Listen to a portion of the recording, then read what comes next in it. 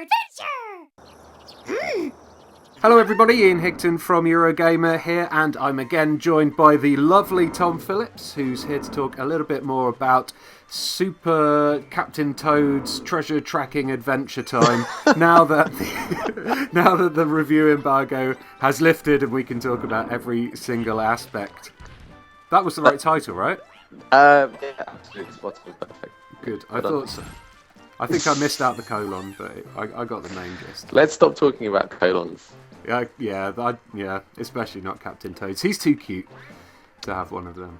Anyway, so things we couldn't talk about in the preview were things like the added bonus levels, the bonus 3D world levels, which are quite a cool addition. How do we access those levels, Tom? so there's a nice Easter egg in the game, which adds a bit of extra length to it, and it allows you to revisit some of the levels from last year's platformer, the Nintendo release, Super Mario 3D World, and they are for anyone who has a Super Mario 3D World save on their Wii U.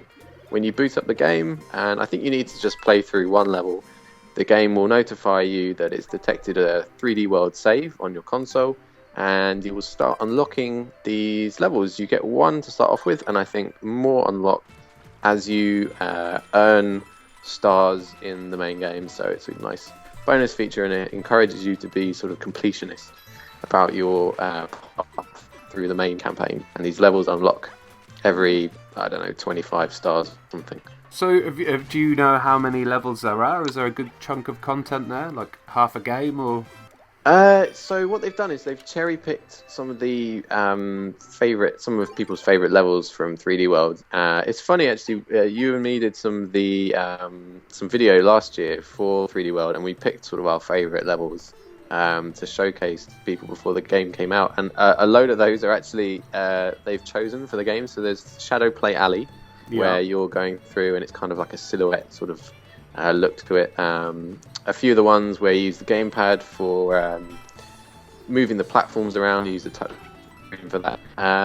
The first level of the very game is in there, and a few nice picks from later on, which I won't spoil. But yeah, there's about a dozen levels, I think, in there to start off with, and then there are some other levels as well where they've kind of remixed the gameplay a little bit more.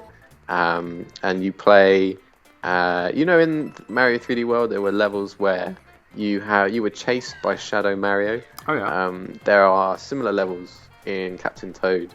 So I think with those included, it bumps it up to about 24, which is a decent number. Maybe a little bit less, but yeah, it's a nice Easter egg, and presumably most people will have 3D World, and if you don't, it's a good reason to go out and buy it. Very true, but surely putting a character who can't jump in a world based around jumping has its drawbacks. Yeah, you're not wrong. It's sort of an interesting experiment when you first load these levels that you played before as Mario or Luigi or whoever, as opposed to the main levels of the game, which obviously specifically designed for Captain Toad to wander around and not have to jump around. They are noticeably... They feel a little bit less empty, I'd say. The problem with not being able to jump in them and just walking slower means the levels feel quite long. I would certainly don't recommend them as, maybe this is how Nintendo should make platforming games from now on. It's an interesting experiment, one that does make you miss Mario a little bit.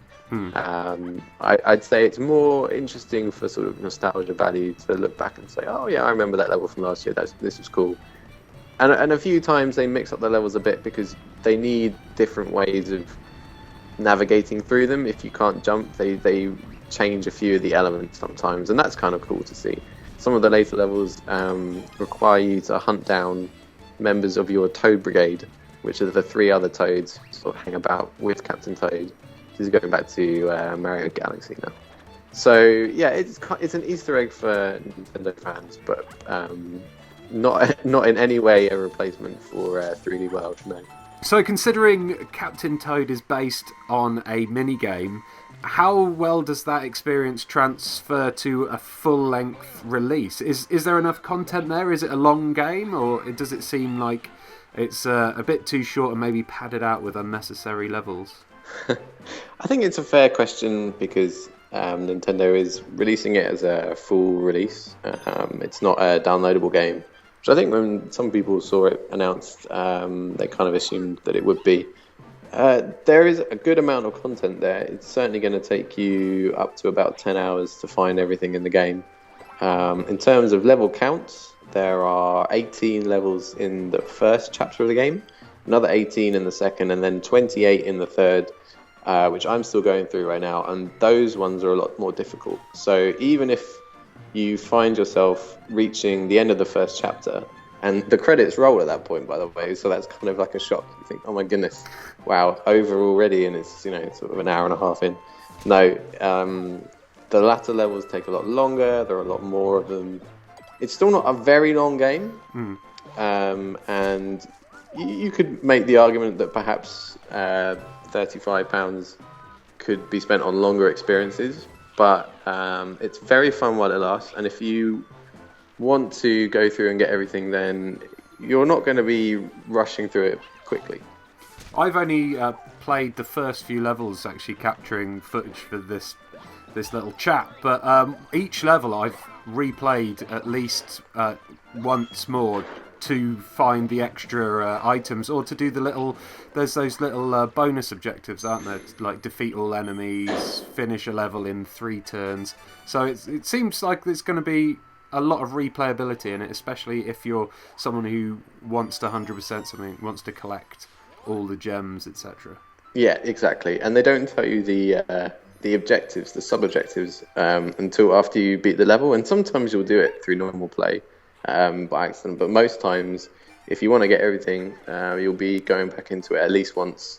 And they're great, they're great-looking levels. And there's obviously a lot of work has been put into them, into their design. So, they're not a chore to go back to by any means. So obviously right now everyone can read Ollie Welch's full impressions on Eurogamer.net. That review is now live. But what's your opinion, Tom Phillips? Is it worth a buy? Nintendo fan or not, if you've got a Wii U, should you pick up Captain Toad's Super Treasure Tracking : Yes, I think you should. It's a lot of fun. It's a brilliant looking game, and the time you do spend with it, you will definitely enjoy. And there's yet more to come from it as well. At some point in the near future, hopefully, they are detailing how the game is going to work with amiibos. So, and also I'm hoping that they're going to make a Captain Toad amiibo. That would be awesome.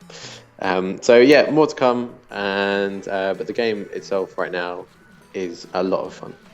Awesome. Well, I, for one, can't wait to get cracking with the treasure tracking. So thank you very much for joining me again, Tom Phillips. Thank you. Everyone else, thank you very much for watching. If you enjoyed this video, make sure to subscribe to the channel, give this video a thumbs up, and stay tuned for plenty more video gaming goodness here on Eurogamer's YouTube channel. Goodbye. Bye-bye.